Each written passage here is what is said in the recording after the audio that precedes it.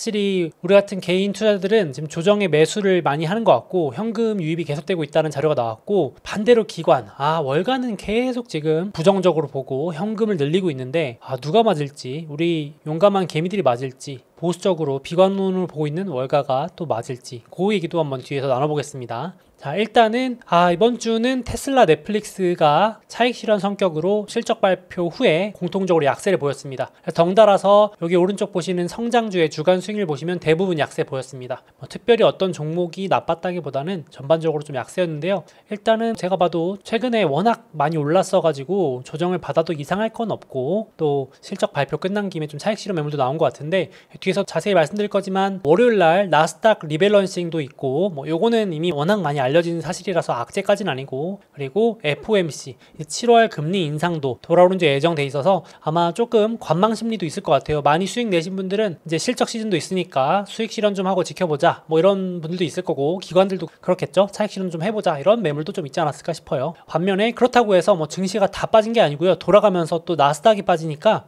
그 돈이 또 다우 지수로 몰려갔습니다. 또 경기가 좋다, 연착륙, 그러니까 경기 침체 없다, 이런 기대감에 다우는 오히려 초강세를 보였습니다. 다우 지수가 2% 상승이면 엄청 많이 오른 거거든요. 그래서 이렇게 돌아가면서 오르는 모습 보여줬습니다. 그래서 나쁘지 않았고, 일단 테슬라 얘기를 안 할 수 없습니다. 테슬라 주가가 차트 보시면 주간으로 7.6% 하락했는데요. 좀 기대감이 많이 붙었던 터라 아쉽긴 한데, 그래도 단기 조정 정도 받고 가는 것 같은데, 어떻게 보시나요? 추가 매수 하신 분들도 있을 것 같고, 좀 관망하고 지켜보시는 분도 있을 것 같고요. 일단 실적 자체는 제가 봤을 때 나쁘지 않았는데, 추가 가격 인하, 요거 우려 때문에 좀 실망 매물이 나온 것 같습니다. 첫 번째, 머스크가 가격을 더 깎아서라도 차를 많이 파는 게 일단 더 중요하기 때문에, 궁극적인 목표는 보급 확대이기 때문에 차 가격을 더 인하할 수 있다, 마진을 포기하고서라도 인하할 수 있다, 요게 시장이 우려를 하고 싫어했던 말이었고, 그리고 비용 투자, 지금 현금 쌓아두기보다는 있는 돈 가지고라도 더 많이 미래에 투자하겠다, 슈퍼컴퓨터, 자율주행 AI, 로보택시, 이런 미래로 가야 될 길이 험난하다, 멀다, 그래서 투자를 많이 하겠다, 그러니까 이제 좀 걱정을 한 모습이었습니다. 머스크는 갈 길 가고 있는데 아무래도 단기적으로는 조금 좋아하지 않는 용어들이 많이 나와가지고 좀 실망감이 커진 것 같습니다. 그래서 여기 보시면은 왼쪽 그래프 보셔도 이번에 우리 알고 있었던 사실인데, 테슬라 올해 할인 판매 엄청 했잖아요. 할인 판매해가지고 영업이익률이 10% 밑으로 떨어졌습니다. 간만에. 그래서 실적 발표 보니까 업계 최고 마진율이라는 표현을 삭제했더라고요. 이런 걸 이제 좀 민감하게 보는 거죠, 월가에서도. 제가 봐도 이번에 매출도 엄청 늘고 차량도 엄청 잘 팔리고 이랬는데, 예전에는 이렇게 매출 잘 나오고 차량 잘 팔리면 환호했는데, 또 이번에는 마진이 낮다 이러면서 조정 핑계를 대더라고요. 그래서 영업이익률이 쭉쭉 빠지고 있다, 이거 테슬라 수익성이 안 좋은 거 아니냐, 이런 단기 조정 핑계로 쓰고 있는 것 같습니다. 그래서 오른쪽도 보시면 한 대당 평균 판매 가격도 1년 전에 한 56,000불, 6,7천만 원 하던 차량 평균 가격이 지금 45,000불이니까 한 1,000만 원 정도 싸게 팔린다 보시면 될 것 같아요. 그래서 머스크도 계속 강조했지만, 지금 단기 수익성을 노릴 때보다는 장기, 차를 많이 보급시켜야 규모의 경제도 생기고, 나중에 궁극적으로 머스크가 노리는 자율주행 소프트웨어, 이런 걸로 수익을 빠방하게 노릴 수 있기 때문에 머스크는 요걸 계속 강조했는데, 월가는 이제 실망을 한 모습, 조정 핑계로 쓴 모습이었습니다. 저는 이게 단기 조정 핑계로 보고 있고, 올해 많이 올랐던 거에 대한 조정 재료로 쓰인 것 같습니다. 네, 일단 머스크도 하반기 경제 전망을 그렇게 좋게 보지는 않은 것 같아요. 그래서 차량 가격을 더 깎아야 될 수도 있다, 차가 만약에 안 팔릴 경우에. 그리고 지금 주말간에 주목받았던 뉴스가 테슬라가 이제 미국에서 84개월 할부까지 등장했습니다. 와, 84개월이면 7년입니다. 그래서 여태까지는 6년 최대였는데, 야, 이거 주택도 주택담보대출 막 30년 모기지, 50년 모기지 막 나오는데, 차도 이제 할부를 길게 해주나 봐요. 그러니까 잘 안 팔리니까 라고도 생각해 볼 수 있겠죠. 쉽게 말해서 할부금, 원리금, 이자 상환 금액이 낮아지는 거니까 부담이 줄어드는 거잖아요. 그러니까 머스크가 이렇게 말을 했거든요. 이번에도 자동차 대출, 오토론 금리가 지금 연준 때문에 너무 오르기 때문에 가격을 낮추던지 뭐라도 해야 된다 그랬는데, 뭐라도 한 방법 중에 하나가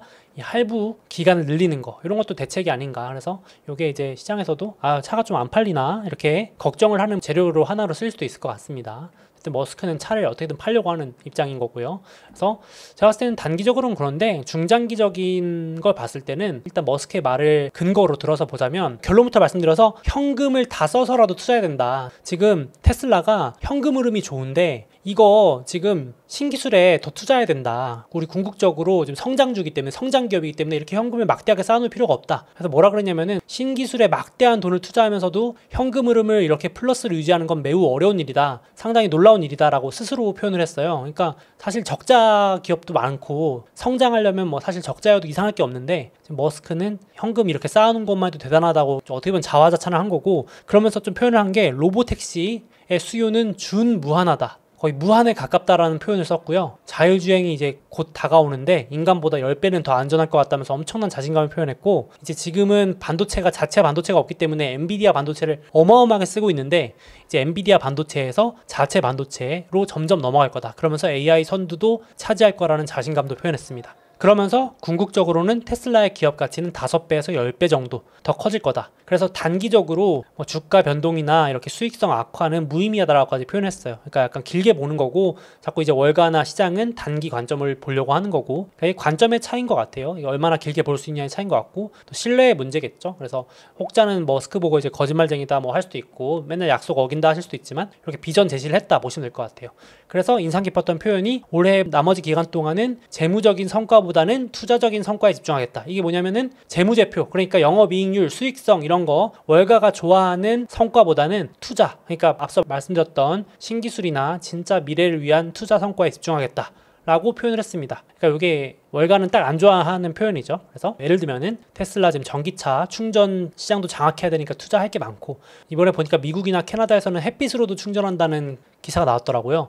이런 것도 괜찮은 것 같습니다. 이제 집에 태양광 남는 거 있으면은 테슬라 자동차 세워놓고 자동차 충전도 하고 이런 것도 좋고, 그리고 지금 성장주기 때문에 현금 쌓아둘 게 아니라 이런 독일 공장도 2배 생산 확대한다 그러고 좀 더 늘려야죠. 공장 짓기 바쁜데 지금. 그래서 이런 것도 있고, 자율주행 기술도 지금 부지런히 투자해가지고 이제 다른 회사에도 판매하고 이런 게 궁극적으로는 더 큰 수익으로 돌아온다 이렇게 표현을 했습니다. 그래서 정말 많은 일을 하고 있구나, 다양한 포트폴리오구나 라는 생각도 좀 들었고요. 그래서 저는 개인적으로는 이제 조정 이어지거나 하면은 매수 찬스가 아닌가, 길게 보실 수 있는 분들한테는 이런 매크로 환경에 일일비 안 하실 수 있다면 변동성이 너무 심한 종목이기 때문에 이런 거 감수하시고 참고하시면 좋을 것 같고요. 그리고 넷플릭스도 이번에 실적 자체는 잘 나왔는데 이제 다음 분기 가이던스라고 합니다. 다음 분기 전망이 실망스러웠다는 재료로 매물이 많이 나왔는데요. 차익 실현 나왔습니다. 그러면서 올해 가장 큰 폭으로 하락했습니다. 하루 만에 8.4% 빠졌는데 주간으로는 3.3% 빠졌습니다. 실적 발표 전날까지도 주가가 막 급등해가지고 먼저 올랐던 탓에 좀 많이 빠졌음에도 주간으로는 간의 기별도 안 오는 하락이 있었습니다. 그래서 오른쪽 자료 보시면 제가 봐도 뭐 넷플릭스 가입자 이번에 보면 서프라이즈 났거든요. 그래서 평소 같았으면은 넷플릭스 같은 기업들은 구독자 증가하면 막 급등하고 이러는데 이번에는 시큰둥했습니다. 구독자가 무려 거의 600만 명 가까이 늘었거든요. 예상치 200만 명 대비 3배 서프라이즈가 나왔는데도 월가는 주식을 팔면서 던졌습니다. 그러니까 지금 확실히 먼저 올랐던 선 반영했던 부분도 있고, 다음 분기에 뭔가 좀 특별한 일이 없다, 호재가 생각보다 약하다, 이런 실망 매물 이런 걸로 조정 재료 썼다고 보시면 되겠습니다. 그래서 지금 상반기에 계정 공유, 암호 공유 금지 한 국가 효과가 있었대요. 그래서 가입자 많이 늘었는데 이제 나머지 나라들, 지금 우리나라도 하반기 이제 적용하겠죠. 그래가지고 계정 공유 금지하면은 각자가 가입을 할 테니까 그 효과가 있을 거다 이렇게 말을 했습니다. 그래서 넷플릭스 자체도 좀 다음 분기 자체는 뭐 크게 이슈가 없는데 장기로는 우리 회사 좋다 이러면서 실적 발표에다가 이 장표를 넣었습니다. 그래서 이 장표가 뭐냐면은 스트리밍 시장이 꾸준히 커진다는 자료입니다. 왼쪽 보시면 2년 전에만 해도 여기 전체 시장에서 스트리밍이 차지하는 부분이 26%, 요게 케이블, 요게 TV입니다. 브로드캐스트. 근데 요 시장을 다 뺏어가지고 지금 여기 오른쪽 2023년 올해 6월까지 기준으로 전체 이 미디어 시장에서 스트리밍, 진짜 스트리밍 많이 보시죠? 지금 구독자분들께서 보시는 이 서비스 자체, 유튜브 자체도 스트리밍이니까요. 요게 거의 37%. 제가 봤을 때 몇 년 안에 뭐 거의 절반 가지 않을까, 빠르게. 케이블이나 이런 거 많이 안 보시는 분들 많잖아요. 요즘 TV 안 보신다는 분들 정말 많고요. 그래서 그렇게 되는데 넷플릭스는 2년 전에도 점유율이 6%였는데 지금은 점유율이 더 늘었다, 8%다, 자신 있다 이렇게 되게 강조를 했습니다. 시장이 늘어나는데 점유율도 늘어난다는 건 엄청난 거죠. 점유율을 방어만 해도 잘하는 건데. 그리고 여기 보니까 제가 보니까 유튜브도 있습니다. 전 제가 봐도 진짜 앞으로 이렇게 여가 시간 많아지고 뭐 노동 시간 줄고 AI가 생산성으로 대체하고 이러면서 우리 여가 시간 늘면 정말 스트리밍 시장은 그냥 꾸준히 이렇게 우상향하는 시장 중에 하나가 아닌가 싶긴 합니다. 너무 쉬워 보여도요. 거기서 승자가 누가 될지도 계속 관찰해보는 것도 포인트가 될 것 같아요. 넷플릭스도 그걸 강조한 것 같습니다. 유튜브도 잘하고 있는 것 같고요. 아직 경쟁은 좀 치열하지만, 그래서 일단은 넷플릭스도 단기 조정은 있지만 중장기적으로 괜찮은 것 같습니다. 뭐 저는 유튜브를 그냥 구글을 더 좋게 보긴 하는데, 넷플릭스 저도 매달 재밌게 보고 있는 입장으로서 나쁘지 않게 보고 있고, 그래서 지금 테슬라랑 넷플릭스 실적 잠깐 브리핑 해드렸는데, 특징이 이번 실적에 신경 안 쓴다는 거, 월가가 이번에 실적이 잘 나왔냐 못 나왔냐는 따지지 않는다는 거, 그게 포인트고요. 다 다음 분기가 어떤지만 보고 있습니다. 그게 되게 이번 실적의 좀 특징인데, 다 이번이 나쁘다는 건 알고 있습니다.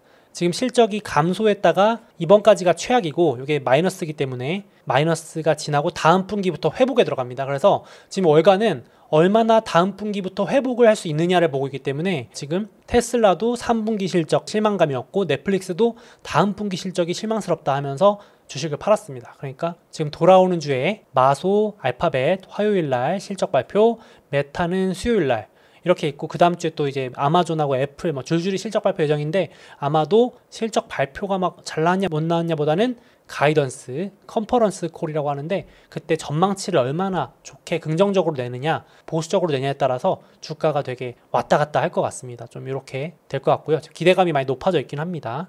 그것뿐만 아니라 지금 이제 월요일날 나스닥 비중 조절 요거 있는데, 이제 워낙 빅테크 쏠림이 심해가지고 조금씩 비중을 낮추는데, 뭐 이런 것들은 이미 다 알려진 재료여가지고 큰 영향은 없을 것 같고요. 뭐 단기 뭐 하루 정도 조금 빠질 수 있다고도 보는 분들도 있는데 크게 의미는 없을 것 같고, 요거 관망 심리도 있는 것 같고, 앞서 말씀드렸던 것처럼 이제 7월 금리 인상, 와 진짜 마지막 금리 인상인지 한번 봐야 될 것 같은데, 현재 금리를 한 번 더 올릴 거라는 확률이 99.2%, 거의 100% 가깝습니다. 이제 마지막이라고 시장은 반영하고 있거든요. 진짜 제가 이 유튜브 구독자분들하고 영상으로 소통하면서 계속 마지막이다 마지막이다 한 게 몇 번째인지 모르겠습니다.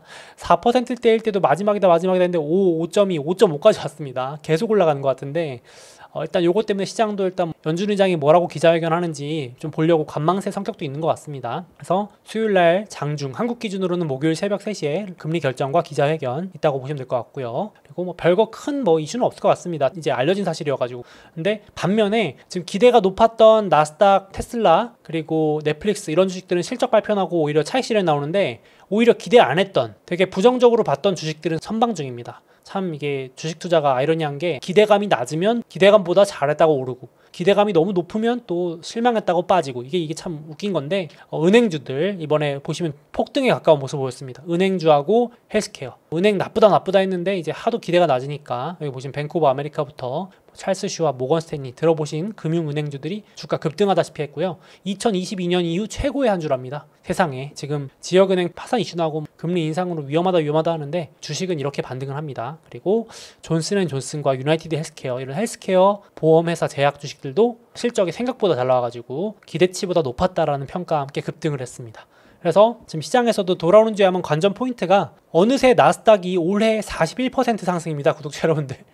엄청나지 않나요? QQQ 기준입니다만은 나스닥 ETF가 올해 아직 하반기 이제 초입인데, 와 40% 계속 올라갑니다. 정말 많이 올라가고, 그에 비해서 다우는 한 6.3%. 차이가 진짜 많이 나죠. 와 이렇게 극단적으로 벌어진 건 드문 것 같은데, 그래서 이제 조금 여기서 차익 실현하고 덜 오른 다우로 갈 수도 있다 뭐 이런 얘기도 있거든요. 근데 이거는 봐야 될 것 같아요. 일단 그래서 돌아오는 주에도 미국 GDP 2분기 숫자도 발표되는데, 점점 침체가 없다라는 시그널이 나올수록 경기가 괜찮네 그러면서 경기 민감주인 다우로 몰릴 수도 있고, 아니다 경기 지금 안 좋아지고 있는 상황인데 무슨 소리냐 금리 이렇게 올렸는데 하면서 그러신 분들은 이제 여전히 나스닥을 선호하시겠죠. 개인적으로도 이제 수익률은 나스닥이 더 좋을 것 같은데, 지금 단기적으로 다우도 좀 오를 여지가 있다 이렇게 보시는 분들도 좀 늘어나는 것 같습니다. 참고하시면 될 것 같아요. 격차가 많이 벌어졌다, 또 좁혀질 수도 있다 이렇게 보시는 것 같고, 역시 그래서 다우는 최고점까지 이제 어느덧 5%도 안 남았습니다. 이제 나스닥 대비해서 다우가 좀 저평가다 이런 얘기 나오면서 다우가 10일 연속 상승 중입니다. 2017년 8월 이후 최장기인데,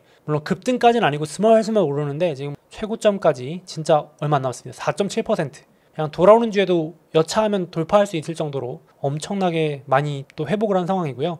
그리고 S&P 500도 고점까지 5.8%밖에 안 남았습니다. 스멀스멀 오릅니다. 스멀스멀 올라서 지금 4,500포인트 넘어섰습니다. 참 엄청난 것 같고요. 진짜 올해 이러다가 진짜 연고점 그냥 넘어도 이상할 건 없을 것 같은데, 지금 분위기가 이러다 보니까 어떤 상황이냐면 S&P 500 기준으로 2달 가까이 변동성이 거의 없이 스멀스멀 오르기만 합니다. 이게 무슨 말이냐면 더 정확히 표현하자면은 38거래일 동안 연속으로 1% 미만 하락합니다. 그러니까 최근에 주식시장 2달 동안 1% 이상 증시가 빠진 날이 없는 거예요. 그러니까 진짜 투자자분들이 잠을 아주 편안하게 잘 수 있는 거죠. 다음날 일어나도 고통이 없는 장세가 2달이 이어지니까 투자자들이 쉽게 말해서 겁이 사라지는 거죠. 이제 공포감이 사라지는 겁니다.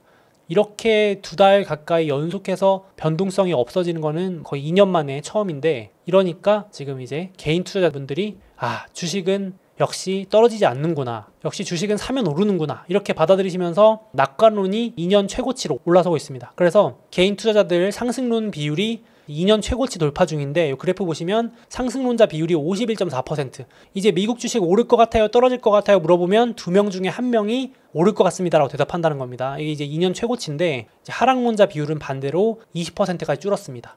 이게 작년 말에 요때 하락론자 비율이 절반 이상이었거든요. 완전히 뒤집혔습니다. 지금은 하락론자가 소수, 상승론자가 다수. 지금 분위기가 완전 바뀌었죠. 그래서 요것도 분위기 판단에 한번 참고하시러 가져왔는데, 지금 장이 오르니까, 변동성 없이 계속 오르니까 이렇게 분위기가 좋아지고 있고, 그래서 월스트리트저널이 데이터 가지고 미국 개인 투자들이 마치 다시는 내리막이 없을 것처럼 시장에 뛰어들고 있다, 개인 투자자들이 모든 걸 걸었다라고까지 평가를 하고 있습니다.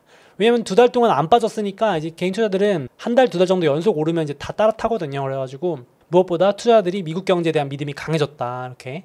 사실 주식이 오르면 다 이제 기분도 좋고 하기 때문에 낙관론이 늘어날 수밖에 없겠죠. 그래서 탐욕 지수는 82까지 올라가 있는 상황. 그래서 이게 꼭 나쁘다는 게 아니고 지금 상당히 낙관론이 많이 늘었다, 개미들이 많이 들어오고 있다라고 그냥 보시면 될 것 같아요. 현 상황에 대한 진단이고요. 그리고 개인만 들어오는 게 아니고 액티브 매니저라 그래서 미국에 아주 적극적으로 투자하시는 기관 매니저분들도 주식 비중이 99%까지 늘어났다라는 자료가 나왔습니다. 이게 매주 발표되는데, 이분들은 거의 증시가 오르면 따라 올라가는 추세 추종, 달리는 말에 올라타는 투자 방법을 쓰시는 분들인데, 주식 비중이 99%, 거의 100% 수준에 도달했다는 자료입니다. 보통 이분들이 범위가 이렇거든요.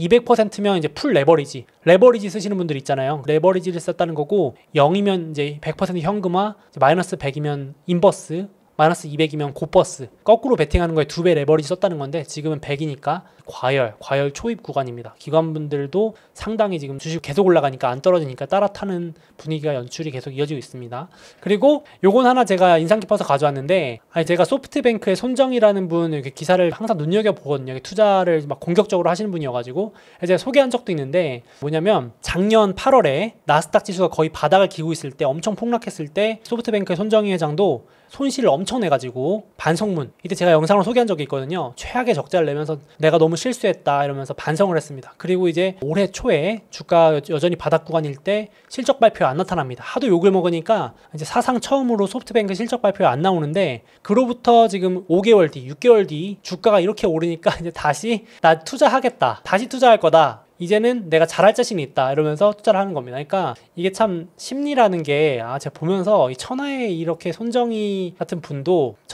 지나고 나면 저점인데, 바닥일 때는 투자 안 하겠다, 이제 실적 발표에 안 나오겠다, 나 이제 앞으로는 자중하겠다 이랬거든요. 다시는 투자 안 한다고. 근데 이제 주가 오르고 막 AI 붐 부니까 AI는 진짜다 이러면서 여기서 투자 재개하겠다, 공격적으로 AI 투자하겠다고 밝혔습니다. 더 간다 이제 말하면서. 그래서 제가 이제 여기 고점이라는 얘기를 하고 싶은 건 아닌데, 이게 진짜 참 사람 심리라는 게 이렇게 바뀌는 것 같아요. 그렇죠? 남 얘기가 아니고, 이때만 해도 참 부정적인 얘기들이 정말 많고 그렇게 보였는데, 이렇게 올라가니까 지금은 분위기가 또 싹 바뀌었습니다. 지금은 또 비관론 얘기하면 되게 안 좋아하시고 분위기가 많이 바뀌었다는 거를 기록 차원에서 가져와 봤습니다. 이제 또 어떻게 흘러갈지 제가 또 업데이트 나중에 해볼게요. 그래서 지금 여전히 월가는 좀 비관론을 유지하고 있습니다. 대다수가. 그래서 전 메릴리치의 수석 전략가 로젠버그라는 분은 항상 이렇게 개인들이 막 조급해지고 할 때는 고통이 따라왔다라고 또 비관론을 펼치시는데, 근거는 딱히 없고, 이제 이런 대공황이나 닷컴버블이나 금융위기 이럴 때 직전에 개인들이 뭐 포모가 와가지고 항상 그랬다, 그래서 이거만큼 강력한 신호가 없으니까 그걸 유심히 봐라라고 하는데,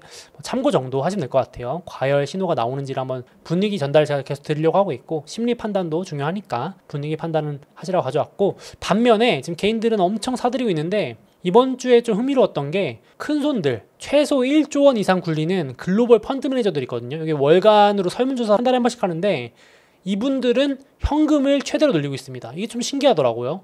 이게 격차가 벌어진 게 이렇게까지 벌어진 게 역대급이라고 합니다. 이게 개인들하고 큰손 매니저들하고 엄청 반대로 지금 주식은 계속 팔고 있고 캐시 보이시죠? 캐시 제일 많이 늘렸습니다. 이번 달에도. 그래서 그래프 확대해 보면은 요 그래프가 개인이거든요. 개인들은 주식 비중이 66까지 올라갔습니다. 거의 뭐 역대 최고치로 이제 향하고 있는데, 뱅크 오브 아메리카 1조 원 이상 굴리는 한 200여 명의 글로벌 헤지 펀드 매니저들은 주식을 지금 마이너스 영역입니다. 이게 올라간다고 늘리는 게 아니고 마이너스 영역에 있다는 얘기는 아직도 주식 비중을 축소하고 있다, 이렇게 보고 있거든요. 이게 참 신기합니다. 되게 비관론적이죠. 그래서 이제 이거를 지금 분석하신 분은 이걸 반대로 생각해보면은, 역발상으로 생각해보면은 아직도 글로벌 펀드 매니저들은 현금이 어마어마하게 많다. 그래서 이 사람들이 뒤늦게 따라오기 시작하면 주식 더 급등할 수도 있다, 이런 얘기도 하더라고요. 아직 개인들이 들어온 정도고 이 어마어마한 뭐 몇 조 굴리는 사람들이 아직 자금이 집행이 안 되고 기다리고 있다라고 그렇게 보기도 하더라고요. 그래서 뭐 역발상으로 생각해 볼 수도 있을 것 같고, 그래서 이 큰손들이 도대체 뭐 때문에 저렇게 현금 들고 계속 기다리나 한번 보니까 생각보다 이제 이 인플레가 높게 유지될 것 같다가 1순위입니다. 여기 비중이 계속 이렇게 올라가죠. 설문 결과를 매달 한 거 4월, 5월, 6월, 7월 계속 올라갑니다.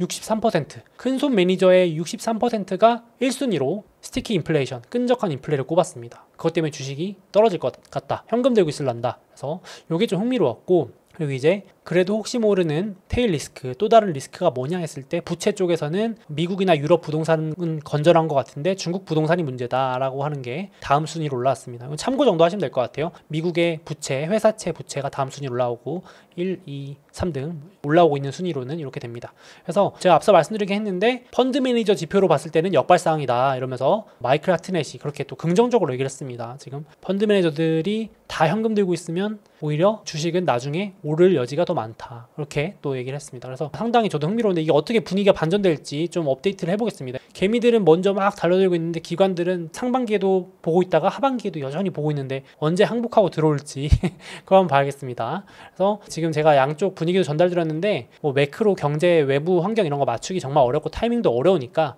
소프트뱅크의 손정의도 도저히 그 맞추기 어려운 게 이 타이밍인 것 같아요. 그래서 저도 항상 말씀드리면서 저도 다짐하지만 믿음 있는 주식 혹은 시장 지수 분할 매수 기회로 모아간다 생각하시는 게 좋은 것 같습니다. 특히 조정 왔을 때 살 수 있으면 더 좋고요. 조정 계속 기다리다 못 사서 후회하신다는 말씀도 하시니까 그냥 기계적으로 분할 매수 하시는 것도 좋고, 원하는 가격대가 있으면 거기까지 왔을 때 기준 잡고 사시는 것도 나쁘지 않은 것 같습니다. 저도 이제 분할 매수 계좌와 기계적 매수 계좌 뭐 이렇게 아예 나눠서 쪼개서 운용을 하고 있는데 나쁘지 않은 것 같습니다. 스트레스 덜 받는 방법인 것 같습니다. 그래서 돌아오는 주는 역시 실적 발표 때문에 변동성도 심할 것 같고, 이건 같이 정리해 보겠습니다.